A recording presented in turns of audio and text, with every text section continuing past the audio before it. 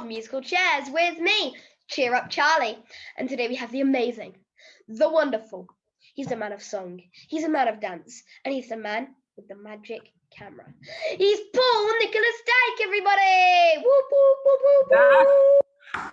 Oh, wow, that is amazing. Can you please, I'm going to get you to record that, and I'm having that on my website. That is being recorded now. It's being recorded now.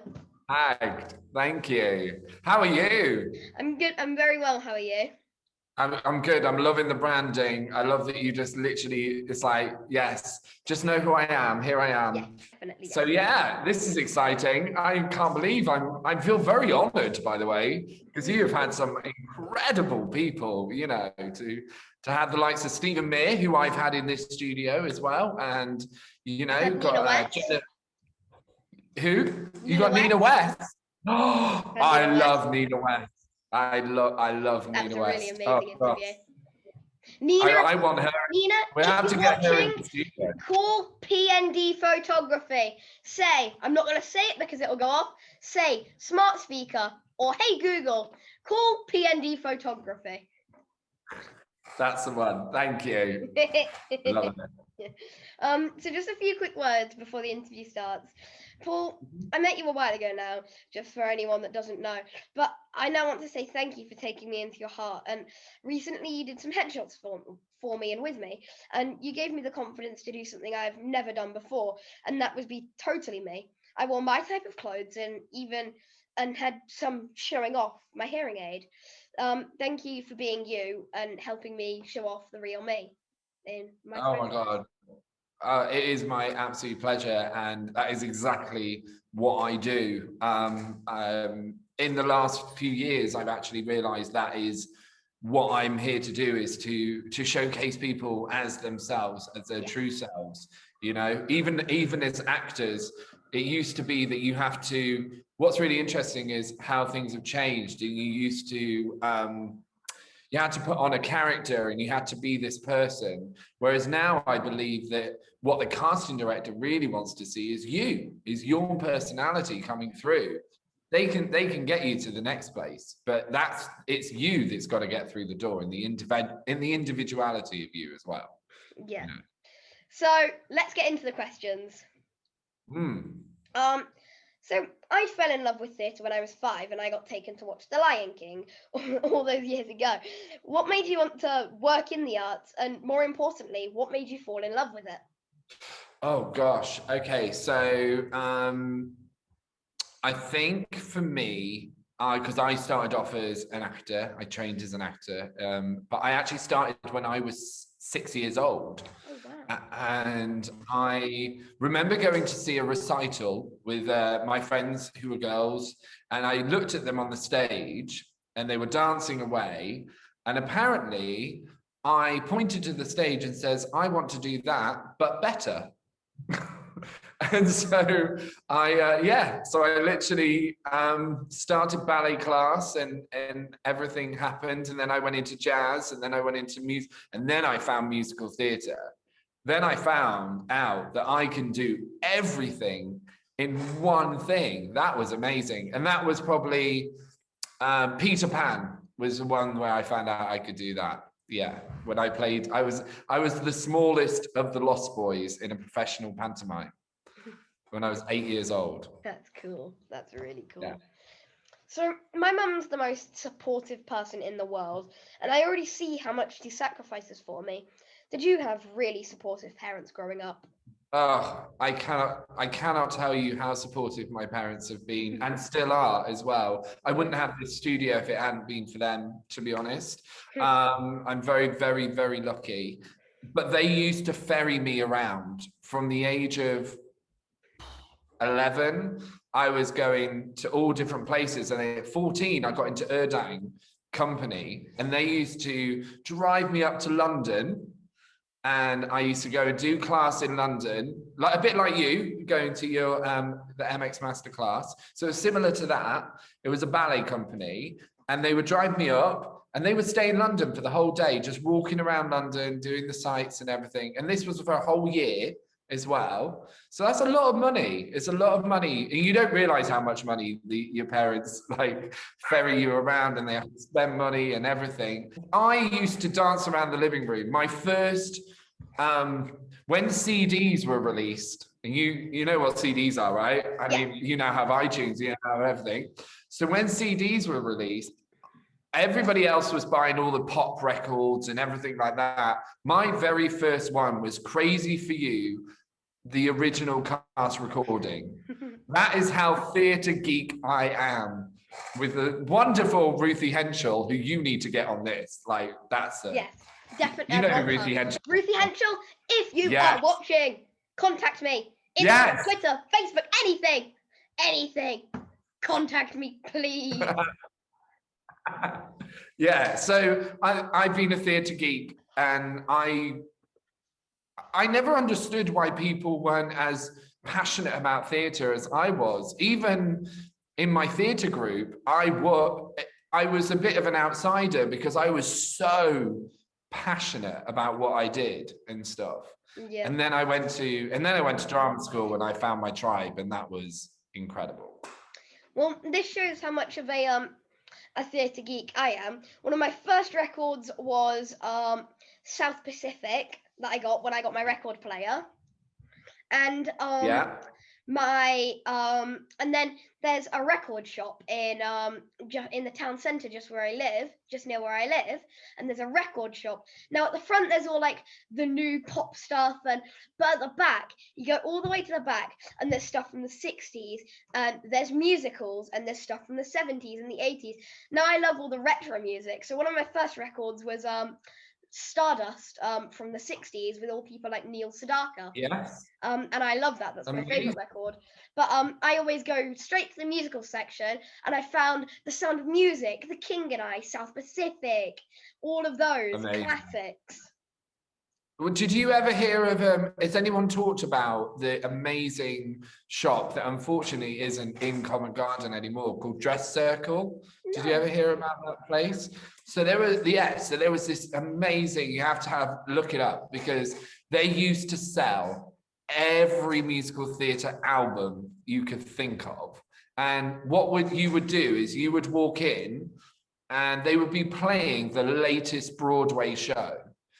So I remember walking in and hearing like, "You can't stop the beat." I was like, "Oh, what is this? What is this?" And it was Hairspray, and no one had heard it yet because it was on Broadway. It hadn't come here yet. So yeah, it was incredible. They had such a knowledge of current theatre and everything. So you trained at the amazing Lane Theatre Arts, and I already see just how expensive the arts is, and feel that so much talent doesn't get discovered. Do you think we need to make the arts more accessible for all? Absolutely. I hate to say, I think every single drama school is far too expensive. My personal opinion is that we should be at the same price as a university. That's just my personal opinion. I'm going to be quite honest. I don't know where the money went that people were paying to go to the drama school. Like, I know it went to paying staff, and I know it went to this and stuff, but knowing what I know now as an adult of costing and things like that, I believe that we should be making it way more accessible, because there is so much talent out there. There is so much talent, and this shouldn't be for the privileged. Because actually, the funny thing is the more privileged you are, sometimes the less life, the less experience you can bring to a character, really, you know. And that's why when you get interviews with famous actors, usually they've grown up in, I don't know, like Essex or whatever, and they grow up in a council house and stuff like that. And it's why they have this honesty and this truth that they bring forward, you know, because they've lived. And I totally believe that we need to make it accessible for everyone. Yeah, I really do. Definitely. And also for, I think, disabilities as well. I think that's a really important thing. I think we should definitely be a lot more inclusive of the trans and non-binary community, which I am completely in this studio. Like, I'm a complete all-inclusive photographer and also a director as well. So I think it's really important, because I've been going into colleges and doing headshots, and I have shot with quite a few trans actors, and I ask, who do you look up to? And they say, oh, Alice Fern or Michael Xavier or whoever. And I'm like, are there any trans performers that you look up to? And they're like, no, there isn't, you know. And that stems from colleges and the accessibility of the arts, really, I think. Yeah, definitely. Oh, I made a bit serious there, Charlie. Sorry. So tell me about the shows you used to do at the Octagon Theatre in Yeovil for Bruce James Productions. How old were you when you did these? Oh gosh. So actually my first one was actually before it was Bruce James, before he took over, it was called Alexander Bridges Company. And there's going to be a little bit of a link to someone you know as well in this point, because when I was 13, I you would never do it now because I'm not the right casting. I played Prince Chulalongkorn in King and I, and that would never happen anymore. And it should never have happened then, to be honest. I love playing the role. It was a great role. I then went on to do Annie with Bruce James. And when we were doing Annie, the person who was playing Miss Hannigan was a lovely woman called Debs, and you know, yes, her daughter Daisy Greenwood. Yes. Yeah, and it's crazy how it's all come about. And Daisy is now my child actors liaison for my company. So yeah. That was when I was 14. So you can imagine I've just turned 40. So you can work out how many years ago that was. So that was Bruce James was amazing. It gave me an opportunity to work with professionals, such as Simon Bashford, who is one of the biggest agents for global artists. He's one of the founders of Global Artist Management. You know, I got to work with all these amazing people, and the wonderful Bernadette Nolan as well, the late Bernadette Nolan. That was just insane. So yeah, very, very lucky. I was very lucky. You worked on a number of cruise lines as a vocalist and a dancer. So many West End stars start out like this. How much fun were they, as well as hard work, of course? They were a lot of fun. They were a lot of fun. You get to save a lot of money, which is good because you're not paying for any rent or food because you get fed and you get your bed. Yeah.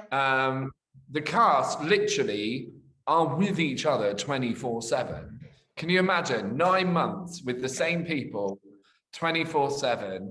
But in that 9-month contract, you become so close because you all go through something together. Yeah. It's almost like an episode of Made in Chelsea or Only Ways Essex every single day, I can tell you now. So what made you go out to LA? And I know this is where you discovered your love for photography.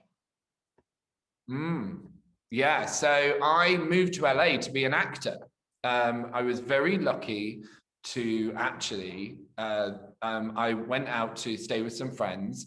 Turned out that they were like one of the head agents of a big Hollywood agency. And it just turned out that it was Oscar season. And so I ended up going to these Oscar parties and fell in love with LA. It was a whirlwind. It was what you would call a massive whirlwind kind of romance for the city. And then I decided to move there after I did The Ship and pursue my acting. Basically, I went into an acting studio and worked with the amazing Bobby Chance out there, who works with lots of Hollywood stars behind the scenes that no one would know about. And I was lucky enough to get. Do you ever watch Keeping Up with Kardashians? No, you're not into that yet. Okay. So I was lucky. I was lucky enough. I was in season 2 of that. I was in one of the episodes of that, which was a lot of fun. And I did some films. And then my friend, who didn't have any money, because actors don't have a lot of money, she needed some headshots because she dyed her hair red and she needed new headshots and she had no money. And I said, oh, I've got a camera. I'll give it a go. And I did them for her. She got castings. And then her friend said, oh, can you do mine? I'll pay you. And I went, aha, there's something in this. And then that's where it developed. Yeah, and it just kept on going, basically, with that. So, I know you are directing Kinky Boots soon, but to me, directing and producing is great for bossy people with a great vision. Am I about right? Ooh. Yeah. I'm not going to lie. You have to have a vision and you have to be direct. That's what being a director is. But being a director is very much about, for me, about working with the person in front of me and using their instincts and helping them develop the character. I think that's the best way to describe the way I direct. It's very personal. Like, I'm very much in with the person. So you're very well known now for your amazing, amazing photography. Is this where you see the rest of your future? Yes, absolutely. This is, I just want to keep on pushing myself. And my dream is to have, I have already had some photos in the West End, which I'm very lucky. But my dream is almost for people to know that it's a signature kind of thing. So I would love it outside.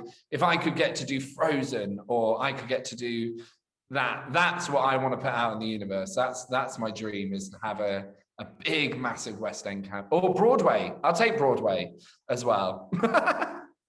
Yeah, I'll take Broadway, but yeah, I'll take Broadway. Who would be on a list of people you would most like to work with, even if they don't fit together? For instance, I'd love to sing with Miley Cyrus and Neil Sedaka. I think, for me, do you know what? This is going to sound corny. I would love to do a photo shoot with you and Sir Ian McKellen. I think that could be amazing. Can we make that happen? Yes, let's make that happen. It's all about the generation. It's all about, he has done so much for actors and being himself and everything in his later years, because he wasn't allowed to be when he was our age and stuff. You know, he had to be what everybody wanted him to be. And now he doesn't care, and he just is himself, and we love him so much. And I think that's exactly what you exude, is you just are yourself. Like, there is no other Charlie. No one can do Charlie like Charlie. Yeah.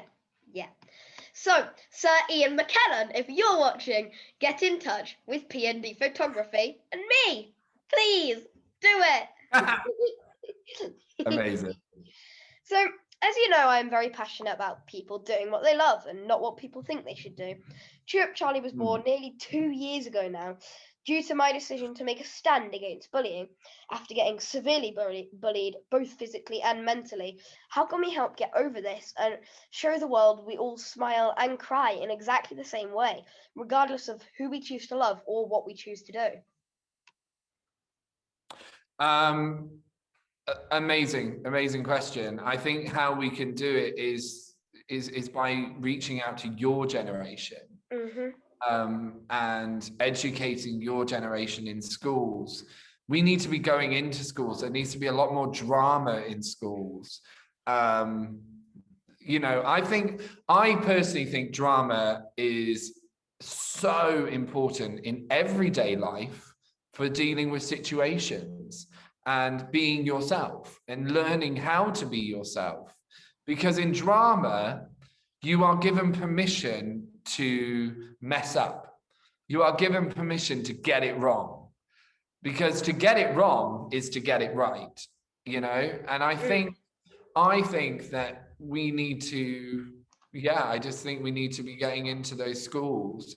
There needs to be a lot more talk about who people are and what people do, and also not judging a book by its cover. I had a model in yesterday, and you would look at him and you think, oh, he's a model. But no, he's a veterinary nurse, you know, and he doesn't look like your typical veterinary nurse, but he is.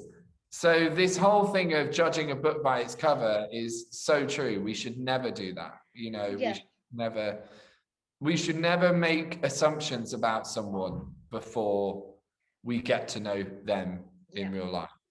Definitely. So I know you've suffered at the hands of bullies. How tough was school for you? Very. I'm not going to sugarcoat it.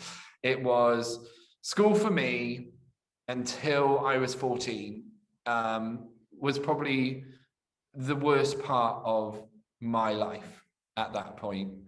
But I had theatre to escape with, which was amazing. So when I was at school, I was chased out of school by some lads. There was 5 of them, and they did beat me up quite badly on a regular basis, unfortunately. And that happened from the age of 11 to the age of 14. And the reason it stopped when I was 14 is because I got to play the role of Fagin in Oliver. And by this point, I had already done Oliver 3 times. I played an orphan in a Fagin's gang. I played Noah Claypole, and then I got Fagin at school at the age of 14, and I was the only one at 14 who's ever had a lead in a school play. Everybody else was in their last year of school, and I was in my second to last year. And I remember I was doing the show, and the bullies came and sat on the front row of the performance. And it was a fight or flight kind of situation, because I saw them and I went, oh no, they're just going to judge me. All the doubt came over me. And I just said to myself, I can either go out there and mess it up, or I can go out there and give the performance of my life. So I went out there and gave it the performance of my life, enjoyed myself on stage, because they couldn't hurt me. I was on stage. There was this 4th wall, which people talk about.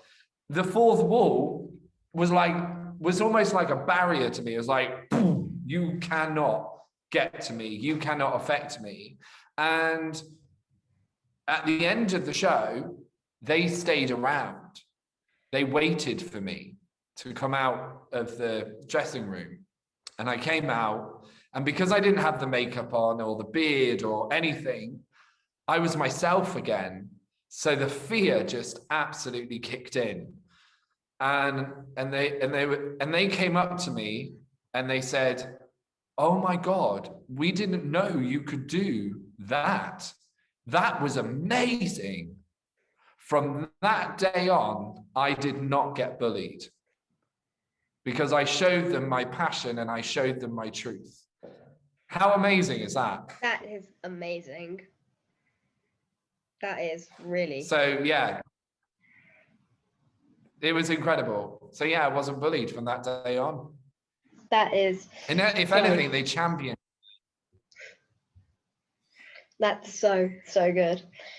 So I hope in the near future, very, very near future, to launch the #CharlieFoundation Foundation and work alongside industry leaders to put on workshops for children that have never experienced the magic of the arts and never like to, possibly due to financial restraints. Do you think this is something that could be possible? Yeah, I don't see why not. I think that I have to say, I think the people who have quite a lot of money in the theatre industry need to put their hands in their pockets and make this happen, you know. But I am willing to put my skill set, should we say, into the thing. I would give that over for free, because to be kind doesn't cost anything. So, you know, but the ones that need to, if you've got a theatre, if you own a theatre, if you producers out there who own theatres could give us an afternoon to be able to get kids into a theatre and show them what theatre is for free, it ain't going to cost you much, is it? So let's get them. They need to cough up. That's what they need to do. They need to put their hands in their pockets and they need to cough up. I'm too outspoken, Charlie. People who will never do photo shoots with you again, any producers or directors that own theatres. They will, because I'm honest. Yeah. Because I'm honest. Yeah. Honesty wins. Honesty absolutely wins. Yep. No, it's true though. And as actors, as creatives and stuff, we do need to do things for other people, because what you will find in life, Charlie, is if you give, you will get back tenfold. But you have to give unconditionally. You can never give to receive, ever. Yeah. No. So, if you could give yourself some advice as a child, knowing what you know now as an adult, what would it be? Let's be honest, Paul. Would you actually listen? I probably wouldn't listen, because I don't even listen now to my fiance. So, what advice would I give young Paul? I feel like I'm on RuPaul's Drag Race. This is like when they hold the thing.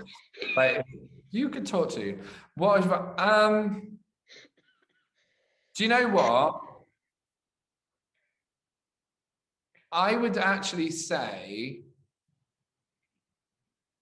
listen to people a little bit more and don't think you know everything. Don't think you know everything about theatre. Don't think you know everything about this industry. Listen and respond. Yeah. Because I was very, very strong at like, it was my way or the highway. It wasn't, you know, that was my thing. So yeah, listen. I think that's something that we need to do more of, all of us, is just listen to people. Yeah. Yeah, definitely. So now's for a round of funny questions. Yay! So my mum tells me off for asking really pointless questions, and I mean pointless, but I still expect an answer. What do you get told off for? Like, are you messy, or do you lose things, or even order late night Uber Eats? I am a little bit messy. I'm not going to lie. I live in what I call creative chaos. That is my thing. I live in creative chaos, so I am a little bit messy. I leave lights on. My fiance is like, "You're running the electric bill up." Yeah, I leave lights on. Unfortunately, that's one of my bad habits. Well, we do have a source that does wish to remain anonymous that has given the quote, "You like to order late night Uber Eats." An anonymous source has come forward and said that you like to order late night Uber Eats. Is this conspiracy true, Paul? Yeah, I am a little bit of an Uber Eat, but we're not talking at 11 o'clock at night. We're talking at 3 o'clock in the morning when I'm just like, should we get a kebab? And you just order a kebab or a McDonald's or, oh, yes, I am. What is the most embarrassing thing that you've seen someone do, or even you have done?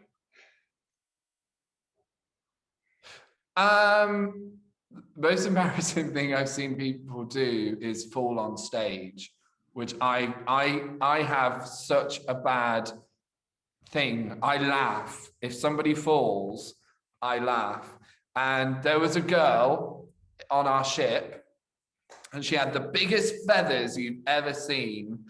And I'm not joking. She walked down the stairs, beautiful, beautiful, absolutely stacked it onto the face planted onto the thing. But this feather pack was so heavy that she couldn't get up because so she looked like a dead chicken trying to get, and she had to crawl off stage. I'm not joking.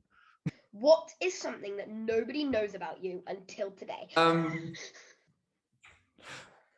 A lot of times when I laugh, I fart. And I don't mean to. It's just I laugh that hard that it goes, and then it just goes, and I'm like, So yeah, that's my disgusting habit. I laugh and I fart. There you go. Who would you go and eavesdrop on if you were invisible? Who would I eavesdrop on if I was invisible? Cameron McIntosh. Favorite superhero? Oh, favorite super. Spider-Man. Childhood book. Childhood book. I have to confess, I've only ever read 2 books in my whole life. It's Harry Potter. Oh, yeah. But I do listen to books. I listen to books. Because of being dyslexic. Yeah. I guess. It's funny. I can read a script really well. Anything to do with theatre, apparently, I can do. So I can read a script really well, but when it comes to a book, I can't remember what's on the page before. Yeah. I just unless I've said it out loud, and then I can hear it. But usually I listen to audiobooks, biographies especially. I love audiobooks that are biographies. They're so interesting. Okay. That's favorite okay, city? don't worry. New York. Ooh, yes, New York is nice. New York. Last song downloaded.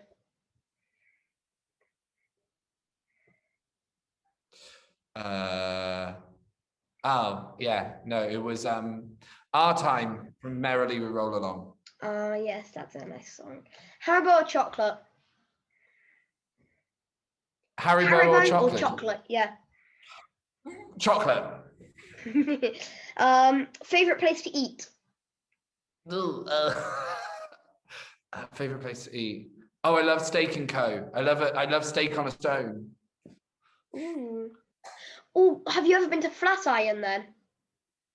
If you like steak. No, I haven't. Oh, no. Oh my goodness. I will have to take you. I will have to take you to Flatiron next time we can. Yes? We're on. It's cool. We'll get that. Capiche. Yes, capiche. Yes. Harry Potter house. Oh, Gryffindor. Ooh. Text or talk? Talk. Yeah. 2 things to take to a deserted island.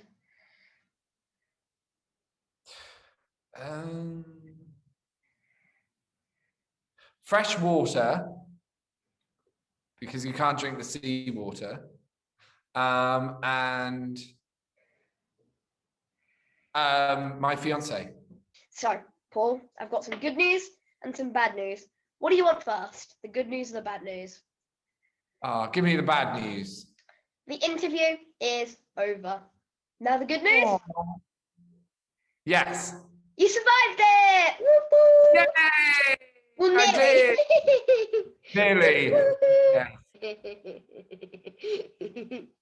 Right. Thank you. Thank you so much for doing this, Paul. It was a pleasure and an honor interviewing you. Thank you. It was an honor to be interviewed. Thank you. Well, have a nice evening. Thank you. I will. I'm going to go and order something on Uber Eats now, I'm sure. Bye, Paul. Take care. Bye. Bye. I love that interview. It's so fun. So if you want to see more interviews like that, because I want to do more interviews like that, okay? Make sure to like, subscribe, and turn on the notifications. Okay? Good. Like, subscribe, turn on the notifications, and keep being kind to yourself and others, and keep letting your light shine. Bye! Bye, everybody!